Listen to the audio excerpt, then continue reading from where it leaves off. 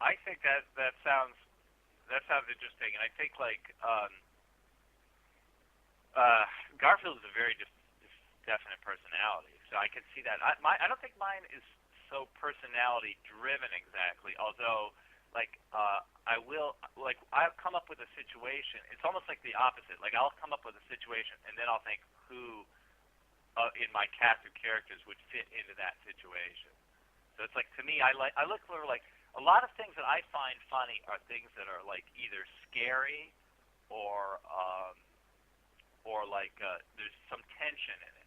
And you can see that like in a TV show like Curb Your Enthusiasm, that Larry David is always putting somebody in a situation that would be embarrassing, or there's some friction with what the character is doing in relation to other people. So that's to me, I look for that. There's almost like it's almost like an electrical charge in a situation that you're looking for a lightning rod, and that's the joke. Like there's something built up in a situation, and then boom, you get the joke through when the energy is released. There is a lot of meta and fourth wall humor in Monty. Is it difficult to keep a balance between the meta humor and a coherent story? Yeah, I think you're hitting on something there.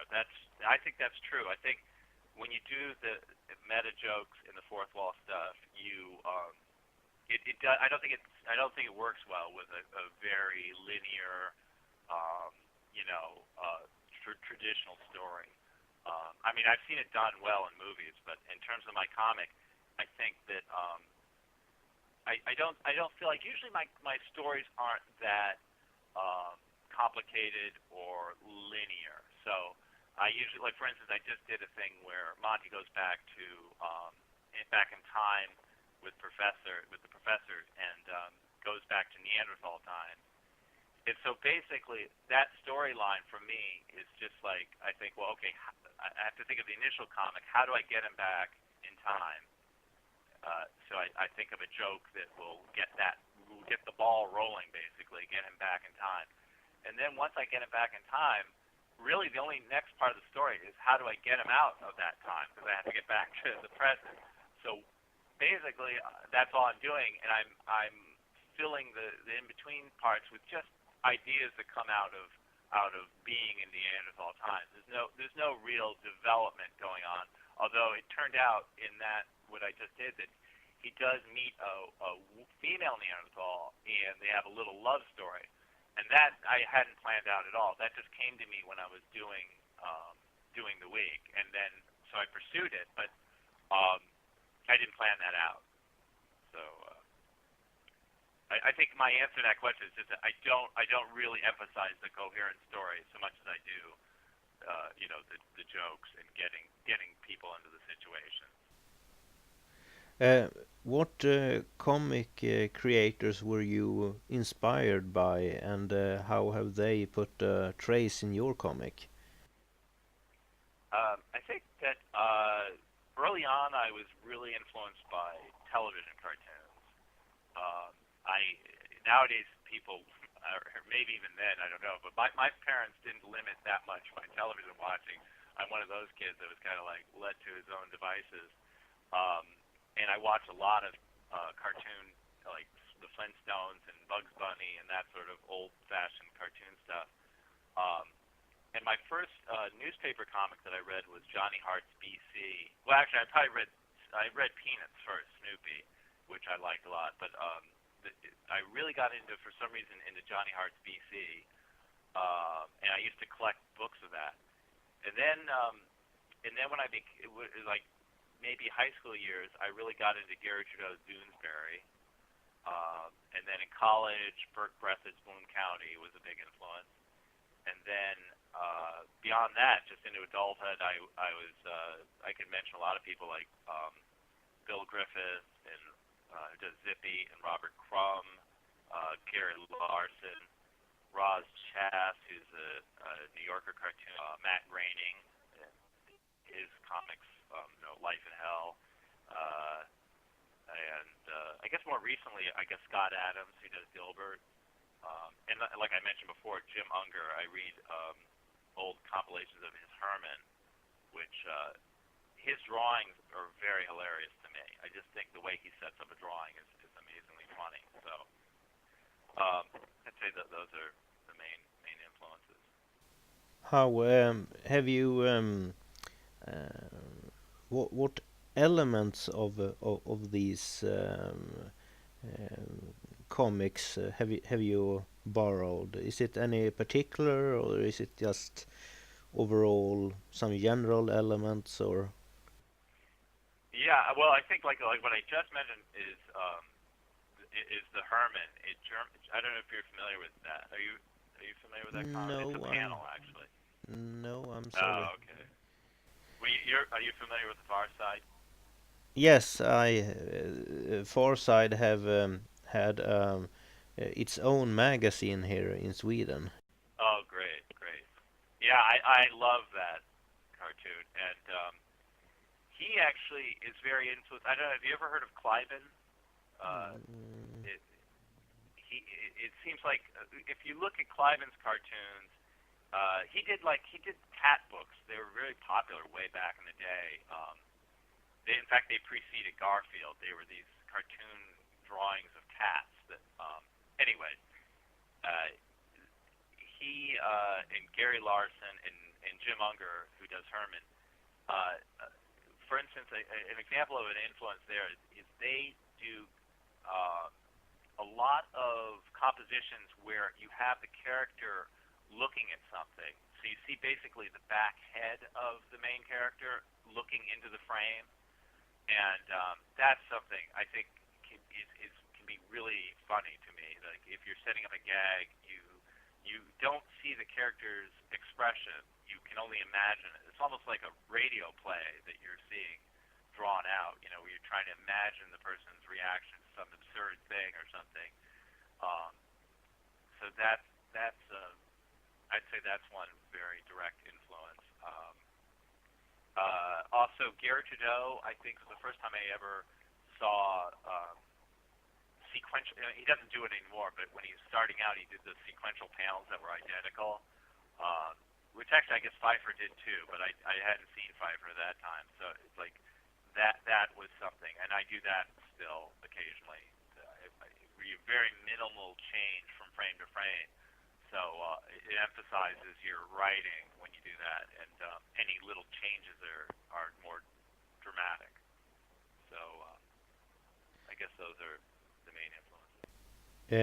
Johnny Hart, who made BC, uh, one thing that I remember from that comic was that when there was sort of punchline, they some characters just looked back to the viewer with with a certain strange face.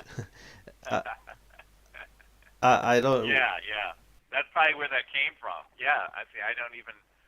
I lost all my parents must have gotten rid of my books. I don't have all my Johnny Hart books anymore. But yeah, that's good that you remember that. Yeah, that could be. I mean, his drawing. It was so. I mean, his drawings were very simple.